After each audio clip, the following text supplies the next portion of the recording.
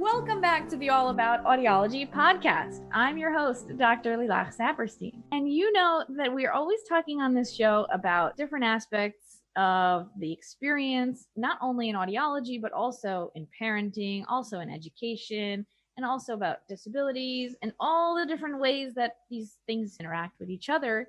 Today's guest is Becky Hales. Becky is at In the Wrong Story on Instagram and intherwrongstory.com. And she is sharing some amazing insights and thoughts that really do integrate all these different experiences. Becky was a teacher of the deaf, and now she is studying for her Au.D. So I am so excited to welcome you. Welcome, Becky, to the show. Hey. Thank you. I'm so excited to be here. I have so many things I want to learn from you. Tell us about where In the Wrong Story began and how you founded this new resource. It actually started because my son has a food allergy. He's allergic to eggs. And when I was completely revamping everything that we were doing related to food, having to rewrite recipes, there are several blogs out there, but I was like, here, let me put another one out there. So I started, originally it was Wrong Story Bakes because I was trying to think a clever baking name. And I'm a huge theater nerd. So if you know Into the Woods, there's the character of the baker's wife, and she has this fantastic line that I'm in the wrong story. And I was like, that really just encapsulates the food allergy mom perspective, but really just the perspective of most parents of kids with any sort of disability, that this isn't what I expected. This is not what I was planning on going through. So originally it was baking related, but then my son's actually starting to grow out of his allergy. So now we're not doing as much allergy friendly baking, but I was like, I've always been really passionate about helping all people with disabilities and disability advocacy. So I decided to turn it around, encompassing all disabilities, and decided to keep the name because it still holds true. And I know there's nothing wrong with disabilities, and I completely agree, but it's just that kind of initial feeling that a lot of people have when they discover that they have a disability or that their child has a disability, or any number of situations that we all find ourselves in. And we're just like, this is not what I was expecting. This is the wrong story. So I just kept the name and decided to go with that. That is a great origin story. And I think it's such an incredible thing to validate and put out in the world, because people really do come up to a lot of criticism when you're in the early stages of trying to figure out, well, what is this? No matter what this is, hearing levels, if it's about allergies or anything else, you are in that state of overwhelm, confusion, trying to figure it out. There's a hazy, murky future all of a sudden, whereas before you kind of thought you knew what the path was. And that goes to everybody all the time. But when it's in the specific area of disabilities, you also get a little bit of pushback from even doing that process. And it's like, well, it's ableist if you grieve your child's hearing loss. And it's like, wait, what? You just got here. Most people are hearing people. And then there has to be room for that experience of grief, of loss. And then maybe you can get educated and learn and accept and do all the things you need to do to then be like, okay, maybe it's not a loss, but if it is to you, then it is. Absolutely. And I think it's important to recognize that we grieve a lot of things, and it's okay to go through that process. It's not just about disabilities. I joke, my husband and I are both mega nerds. We love Star Wars and Marvel, and we're both theater nerds. That's actually how we met. So I joke that if my kids decide that they are really into sports and want to play sports, I'm going to grieve a little bit. If they decide that they don't want to go into the arts, I'm going to be, oh man. And that's okay. It's not that I'm going to keep my kid from doing sports, but it's okay to feel a little bit of loss for, oh, I was really hoping that they would do this. And so it's the same thing when you have a deaf child or a food allergic child or an ADHD child, whatever. It's okay to say, I'm a little disappointed that this isn't how I was expecting things to go. In a bigger sense, I also love the idea that we all live in stories all the time, that the human mind experience is to always put things together and make stories, and that you can make new stories. It's also that you don't always live in a story. There is a time when you could say, actually, today, in this moment, in this breath, I'm a human existing. So I love the idea that you're in the wrong story, but also that it's not a story at all sometimes. So tell us a little more about your experience with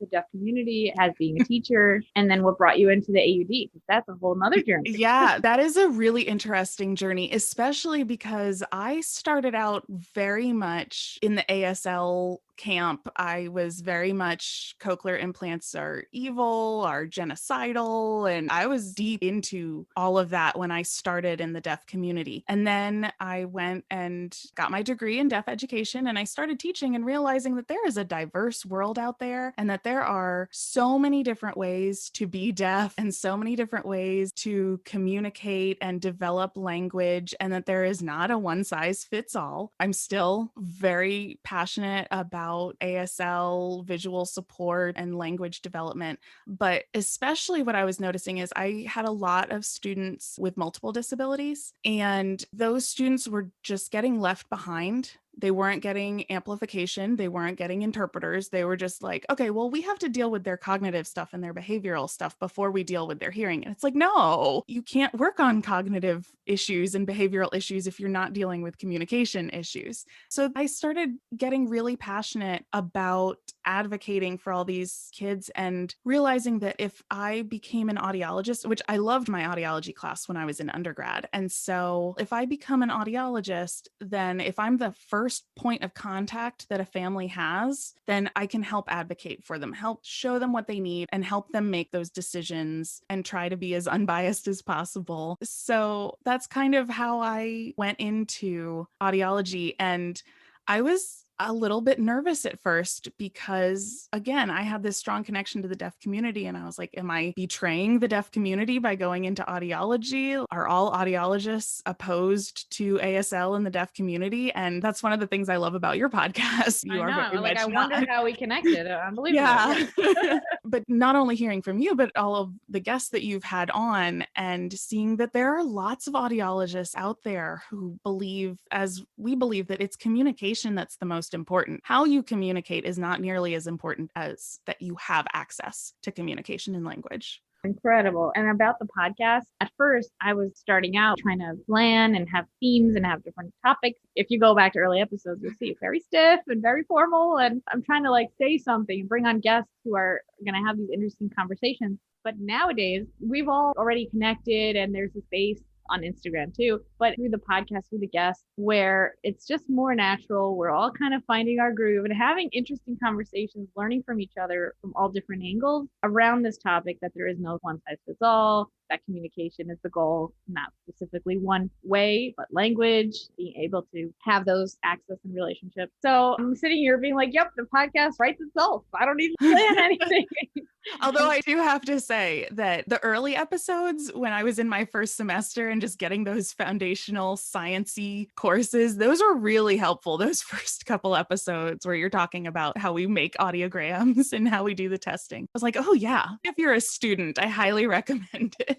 Thank you. It's really a passion project. And also, let's put right here, while we're on the topic, a big, big gratitude for being a patron of the podcast. And thank you to all the patrons who support the show, because I have to pay for editing and hosting and making the transcripts and all of that. So as my husband likes to say, it was an expensive hobby for a while, but I do appreciate that. So tell me a little more about your expectations going in and what has it actually been like in your program? I have to admit, our program is very technical, very delving into the science of hearing and the technology. We don't have any deaf culture requirements that we have to take, which is unfortunate. We had our oral rehab class. The deaf community is mentioned, and you have to watch Sound and Fury, which is not my favorite. Can we talk about that? Well, for one thing, I mean, at this point, Sound and Fury is 20 years old. Let's tell people. Sound and Fury is a documentary movie about a family making decisions about implants. There's generational stuff going on. And the little girl, is she 7 or so, I think? I think she's 5 in the first film. Then there's a follow-up. Okay, so that's what we're talking about. Movie recommendation. Yes.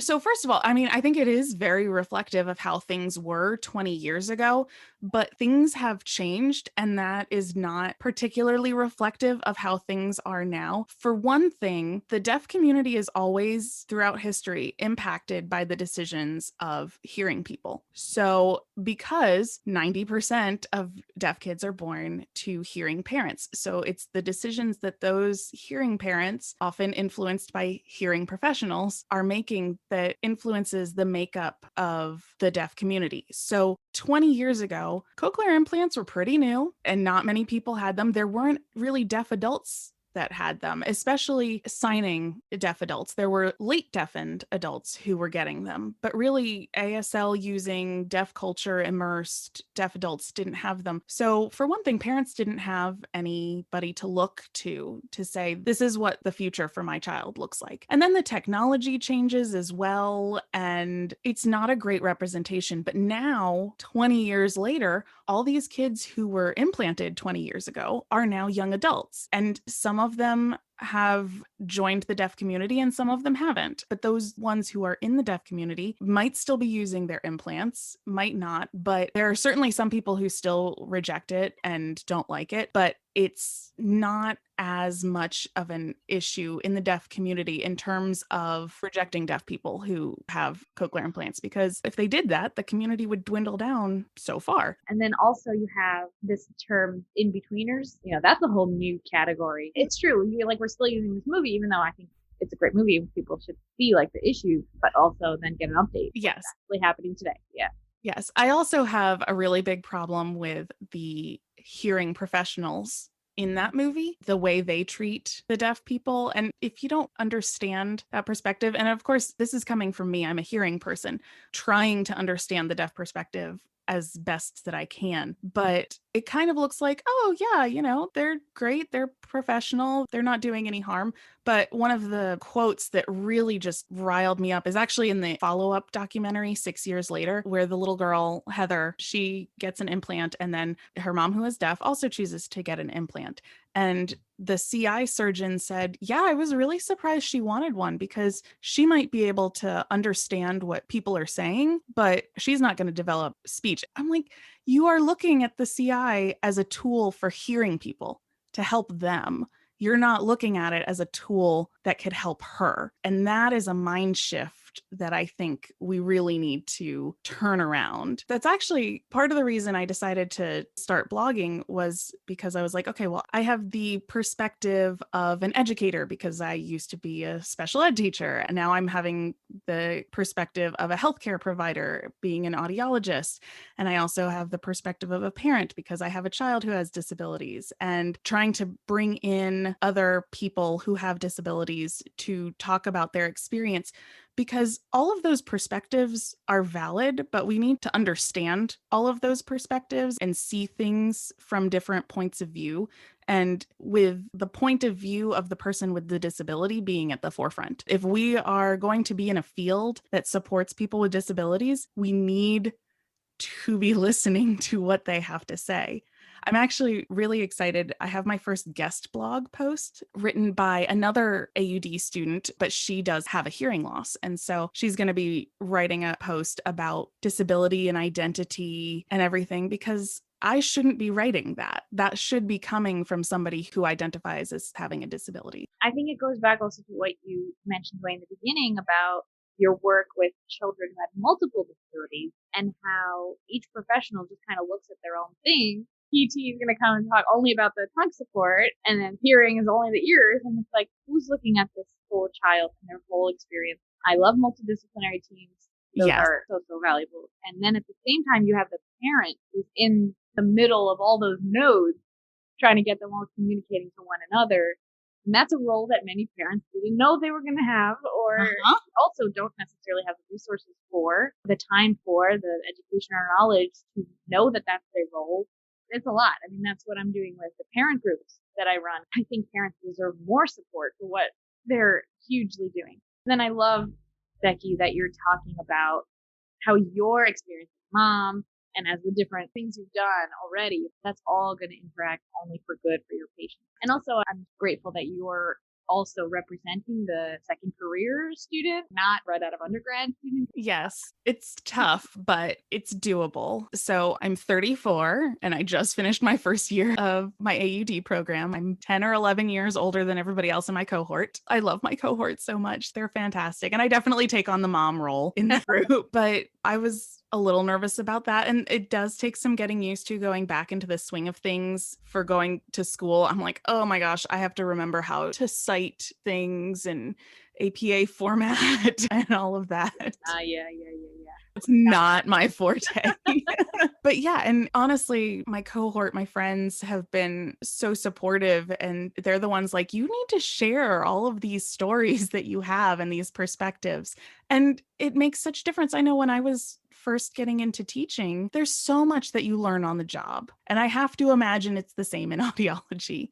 And luckily, we have lots of practicum experience that we get before we graduate. 120 hours. Our entire last year is just being an audiologist. And so we get a lot of that experience, but still, the experience is something that you just can't get from college, that you just can't get in a classroom. And it's so important and valuable. Yeah, I think that also fits in with the diversity of voices in your own cohort who are doing studies with you. I mentioned that our curriculum doesn't really touch on deaf culture issues or the use of ASL or even cued speech. I know a little bit of that, not enough to be fluent. Enough that if you give me a sentence in half an hour, I'll get that one sentence, right? But so what our cohort is doing is we are getting together and I'm teaching as much as I can about deaf culture, bringing in deaf perspectives, showing them deaf Instagrammers to follow, and hopefully we can get some guest lecturers into our kind of underground class that we're just doing ourselves. And I'm not the only one. It was actually really impressive. About half of our cohort is at least semi-fluent in ASL. And almost everybody took some sort of either foundation of ASL or disability study. Even though our curriculum isn't providing that, we're providing that to each other and we're going out and seeking out that information that we feel is missing from our program. Incredible. That is so beautiful. And I think it represents a shift in the profession too. Even the fact that we're having audiology Instagram accounts, and I'm telling you, I see new ones every day. Like Yes. students and professionals from all over different niches. You've got, your tinnitus people, your APD people. There's room for everybody, and it's such a beautiful community. So yeah, there's a much bigger, more global thing that's happening even within our education programs, and that is amazing. You guys have a little club. Yes. So let me talk to you about one of the things that I'm very interested in, and that is universal design. I'm learning about the topic, so I'd love for you to give us a definition and where this comes in and why we need to be knowing about this. Universal design is basically just a philosophy of design. And this is design for everything. This could be universal design for learning, universal design for architecture, product development, just anything. It's all about making things as accessible to as many people as possible. Ideally, making things universally accessible, but sometimes you're just not going to reach everybody, but trying to reach as many people as possible. So some of the more obvious things is including captions on everything. Some deaf specific ones are using a sound field system in a classroom. So that may be put in place for a deaf and hard of hearing student, but it's benefiting the kid with APD, auditory processing disorder. And the teacher who's not straining her voice, and the English language learner or the kid with sensory issues. It benefits everybody. And so that's the key to universal design, because a lot of people think, oh, I have to make special things for people with disabilities and it's just so much extra work. And it's like, no, if you design things with accessibility in mind, then it makes life easier for everybody. One of the examples I like to use is a ramp instead of stairs, or in addition to stairs. Obviously, that makes things more accessible for the person in the wheelchair, but it also makes things more accessible to the parent who's pushing a kid in a stroller, or to the delivery guy who's delivering things on a dolly and has a bunch of heavy boxes. It may have been designed with disability in mind, but it actually benefits everyone. So I am obsessed with universal design. I'm just starting to learn about this recent exploration for me. And one of the first things I saw was architectural things, the way you mentioned, that it was like this, super cool, high end, fancy schmancy, multi level kind of co working space, except that the top level had like see through floors, plexiglass, and they're like not a single person wearing a skirt was ever contacted because no one in their right mind puts a second floor. Yeah, that is an excellent example. A person wearing a skirt doesn't have a disability per se. It's just, Exactly. And yeah, and that's why I bring it up. It's not only from the perspective of people who are disabled and of accessibility, but it's actually benefiting everyone. And I get that's where the universal piece comes in. And the other way that I got into it, and I was like, oh, yeah, I get this, is from thinking about little kids, kindergarten class. You go in there and all the chairs are small. You're not going to put adult sized chairs in a kindergarten classroom and expect that to work out. The toilets are short, sinks are short, everything is designed for them. And so then that's where my question is like, is universal design that everything should be the same and available all of the time? Like, you can't even do that. It's more like taking what's happening in this space. yes, I was actually thinking about this. Universal design is not making everything the same. It is understanding that we all function differently. It seems the word universal would imply that you're forcing everybody to go through things the same, but it's about accessibility and it's about having options. So, another example that I realized, we built our house, so we didn't get to see it before we moved in. And I didn't realize until we moved in that we have handles instead of doorknobs on all of the doors. And I was like, oh, that's cool. And then I realized I had a 9-month old at the time who wasn't walking yet. And I was like, this is going to be great when I have a baby in one arm and groceries in the other arm. I can just use my elbow to hit the door handle to open my door. And then that got me thinking, somebody who has limb differences or arthritis or something like that could use this. So the handle, it's not saying that you have to use your elbow to open the door. I can use my hand if it's available, but I can use my elbow to do it. If I could kick high enough, I could use my foot to be able to open the door. So, yes, it's just designed one way, but it's designed to be utilized however it is necessary. I'm thinking about office buildings or stores or things like that, that they have a revolving door and a non-revolving door. Yes. Those are laws that people fought for. And guess who those people likely were? People who had to fight for those things. And then the rest of us actually benefit from the advocacy work of the disabled. So go say thank you and then keep fighting for their rights. Another thing that I did, my son, in addition to his food allergy, this kid has a lot going on, but he's also got ADHD and sensory processing disorder. So, one of his symptoms of ADHD is hyperacusis, which is sensitivity to sounds. So, I requested that in his IEP, one of the accommodations be to put tennis balls or some sort of sound dampening thing on the bottom of chairs, which is something I did all the time. I put in as the accommodation all the time for my kids with hearing loss when I was teaching. Then his teacher let me know that one of the students in his class has cochlear implants. But as soon as I found out that there was going to be a kid with cochlear implants in his class, I fought even harder to get the acoustic accommodation in there because, yes, it benefits my child for his sound sensitivities, but that's also going to benefit this kid who has a hearing loss and who's trying to work on her listening skills. And since I knew that that was going to help both of them, I was like, okay, well, now I'm really going to fight to get that put in there because I knew, especially in preschool, most parents of preschoolers with disabilities or preschoolers who are getting IEP services are just at the beginning of this. They don't have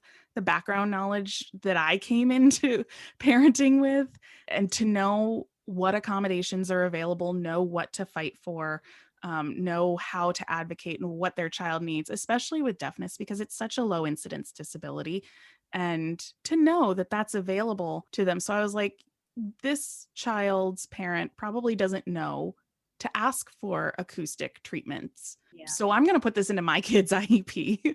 That's awesome. Okay, so everyone try to be in Becky's son's class. No, but I think that's really smart, very kind, very generous, but also, if I may, an incredible use of the various privileges that we all hold on different ways. Like if that's disability privilege, our white privilege, our able privilege, And also when you have the power to then use the power to help those who are not in that position instead of having guilt over it. Maybe people who have the least to lose are the ones who need to step up. And that's a whole other conversation. Absolutely.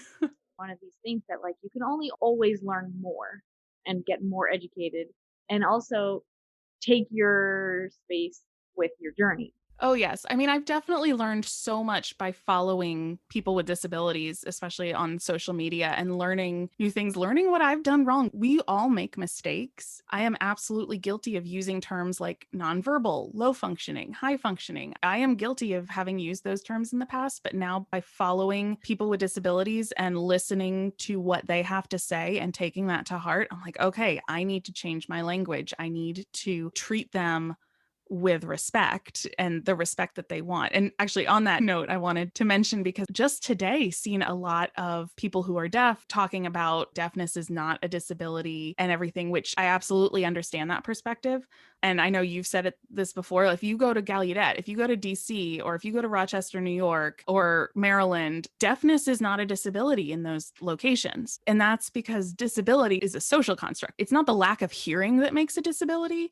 It is a lack of an accessible society that makes a disability. Like for my son with his ADHD, just having ADHD does not mean you have a disability, but being forced to function in a highly structured setting that your brain just doesn't process things the same way. That is what creates the disability. So I absolutely understand the perspective of people who say, I don't consider myself disabled. I don't consider this a disability. And I absolutely get that. I also think that we need to get away from disability being a negative term. It just means you're not able to do something, or that it just takes a lot more energy for you to do something. And that's not a bad thing. You know, I absolutely respect if somebody doesn't want to say that they're disabled. That's fine. I will respect that. I will use whatever terminology you prefer me to use for you. But I don't have a problem saying my son has a disability. And some people are like, ADHD isn't a disability. Food allergies aren't a disability. I'm like, his body literally cannot eat eggs. He is not able. That's a disability. But we have this society where now food allergies aren't as much of a disability because we have labeling laws and it's just more well known. And so I think that's what is so great about universal design, is that it is a way to minimize the actual number of disabilities without having to go through medical cures or whatever, trying to like treat things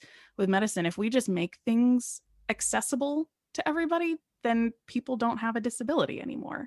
And more on that point about who gets to decide what a disability is, I would say is the person themselves. At a young age, the parents. And then where it gets tricky is that then you're talking also about disability as assistance, how that then becomes legal. So then that is literally the definition, like if you're going to be on disability or not. So I get how the same term could be used in different contexts and can also lead to confusion about that. But I think you're talking about more in a social and identity sense. Yeah, but at the same time, I think it does matter from a legal sense because there are, I think, a lot of people who don't know what their rights are because they don't want to accept that they have a disability. They don't look into what disability rights are. And they may not be receiving services or getting assistance that they could legitimately need because it's a pride thing. And so I just think reducing the stigma around disability is so important. Yes. And also about a cultural thing. Yes. And when I say that, I mean pretty much like lots and lots of cultures that no one has like no one takes the torch on stigma, but especially insular communities, especially I don't know if you want to say traditional or whatnot. But actually I had this experience myself and when I was in college and undergrad and I had several friends in the class. It was like my first time ever having a friend whose parents were Indian teaching me about Indian culture, even though she was like, no, no, I'm American. And I was like, right, but tell me more. I grew up in an Orthodox religious girls' school. I didn't even go to school with boys, let alone people who are not Jewish. So to me, college was a very interesting and important experience. But I also think that if you take that into the idea of disabilities, another one of those friends was the first time that she ever had hearing aids was in college because all throughout her schooling, the family wasn't crazy about it and there was a lot of stigma in the community. But now it was like, okay, first of all, you're an adult, so you start being your own person. and you're getting educated, so you're learning what your rights are. And there's the Office of Disabilities, or I think many places are now changing it to Office of Accommodations. Yes. You've heard that expression change? So just this morning, I read something. It wasn't put out by Hands and Voices, but they shared it on their Facebook page. It was about um, the concurrence of autism and hearing loss. And a lot of what it was talking about is sometimes, especially with like mild or moderate hearing losses, you may associate the quote unquote symptoms of the hearing loss as being related to autism, or the reverse. Child is diagnosed with a hearing loss, and so we don't recognize the autistic traits. And what this article said is having a delay in receiving both diagnoses can delay getting critical services, critical language and communication services. And I had this thought, this is where universal design really helps out because it catches the kids who fall through the cracks. If we have sound field systems in every classroom, then if a kid's hearing loss isn't diagnosed, or if their sensory processing isn't diagnosed, or their auditory processing isn't diagnosed, they're still receiving that service, that benefit, even though they don't have a diagnosis. And that lack of diagnosis can also be cultural. I have seen lots of families who refuse to go through the evaluation process just because they don't want the label, and we get hung up on the labels. But yeah, universal design, because everybody can use it regardless of whether you have a formal diagnosis of a disability or not, means that there are tons of people out there who maybe are slipping through the cracks, maybe don't have that formal diagnosis, but they're still receiving that benefit and they're still getting services or accessibility that they need that way. Yeah, and that reminds me too of what happened with the pandemic. All of a sudden, everyone was working from home and all this stuff. And then disability advocates saying, you could have done that this whole time. You just didn't want Yes. to. Like, you had all the resources, you had all the technology, how to do virtual conferences, how to do all that stuff. And the other thing that came to mind as you're talking is universal newborn hearing screening. The fact that you're going to screen every single baby to catch the 3 in 1,000, that's good news. Like, and that also really makes a difference for those first 2-3 years so that it's caught at infancy. And going back to the pandemic, and also I know a lot of deaf advocates were talking about hearing people were saying, oh man, I have Zoom fatigue from being on the computer all day. And they're like, this is why we've been telling you that virtual interpreters is not a preferred mode of communication for us. Because I know a lot of doctors' offices or a lot of service providers have gone to remote interpreting where they wheel in a computer or a TV and the interpreter is on the screen. And that's a lot more strain on the deaf person than seeing somebody, an interpreter in real life. And sometimes it's better than nothing, but deaf people have been saying for a long time now that this is not our preferred mode. You really need to get somebody in person in here.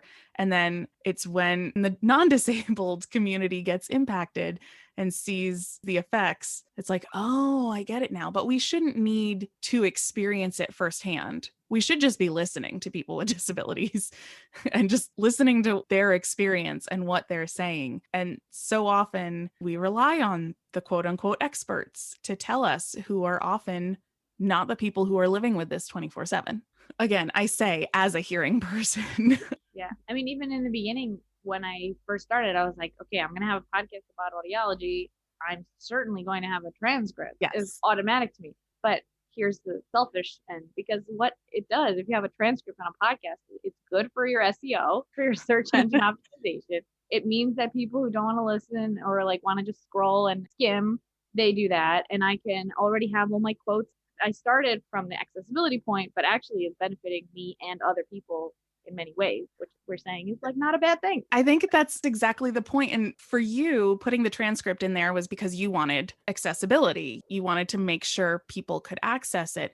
Not everybody is as altruistic. I think it's just aware, just because of the field that I'm in. Exactly. But a lot of people just aren't aware. And I think the pandemic has really shown this. But if it doesn't benefit me, then I'm not going to do it, or I don't want to have anything to do with it. So seeing that universal design does not just benefit people with disabilities or, women who are wearing skirts or anything, that it benefits everybody, I think is important for getting the message out there and making things more accessible. There are people out there who aren't going to do it unless it benefits them. I'm telling you, I feel fired up. I feel very happy that we had this conversation and that the conversation will continue.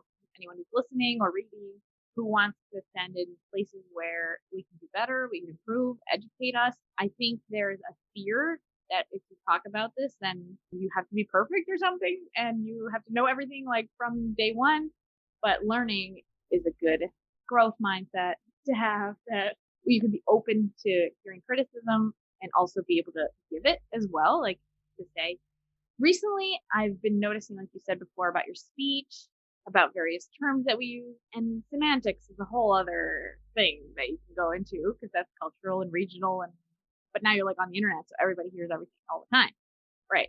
So, for example, if you say like, "Wow, that's crazy," just like about a story that someone said, do you stop using the word crazy in that context if that's ableist about mental illness? And that one I think is really tough one for people to even like look at and examine. So the other one was lame.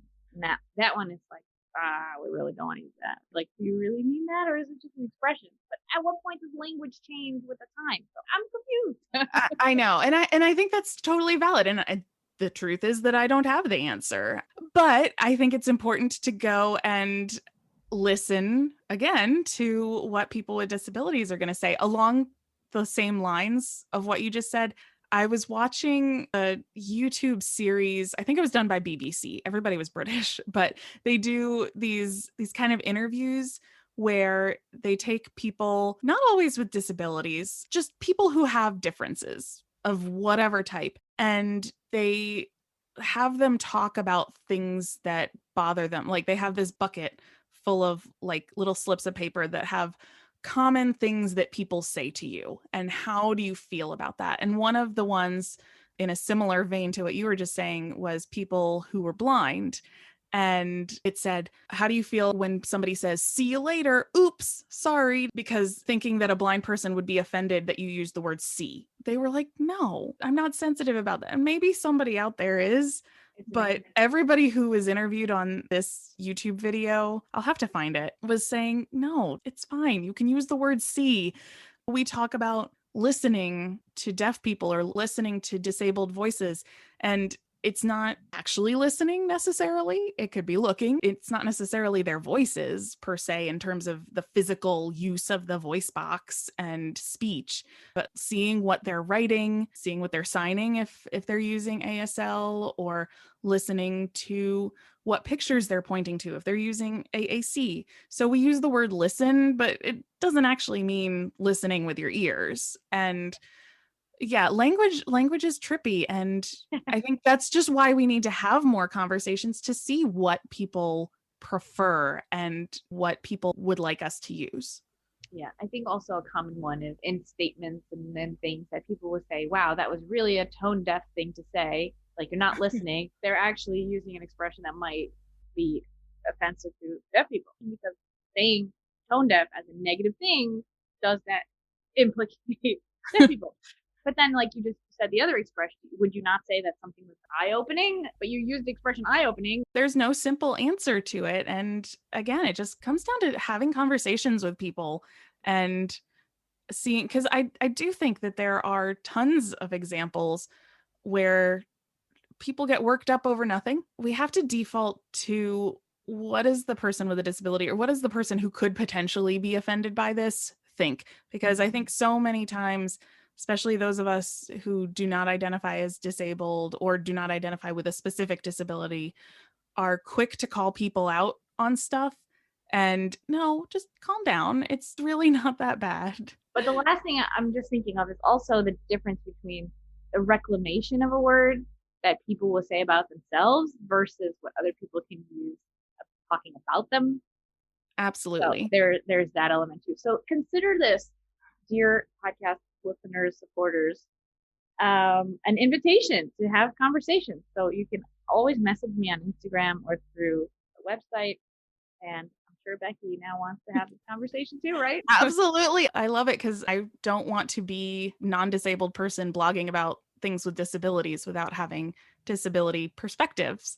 So, yeah. So we each have what to contribute, and I think it's incredible that you're putting out so much great resources, great content. I love following you. Any last words of advice for the people listening, students, or parents, professionals, everyone? It's okay to make mistakes. And more importantly, it is okay to learn, and you should always be trying to learn and grow and learn from your own experiences and then share your experiences with others, because nobody's going to grow if we hold on to things on our own. I love that. That is such a good way to wrap up this amazing episode. Thank you so much for coming on the show, Becky Hales from InTheWrongStory.com. Thank you for being a listener and supporter of the All About Audiology podcast. We have some really fun guests coming up as well, so stay tuned, and you can join the email list as well to get updates on upcoming episodes and anything else. Get in touch at allaboutaudiology.com. Thank you for listening.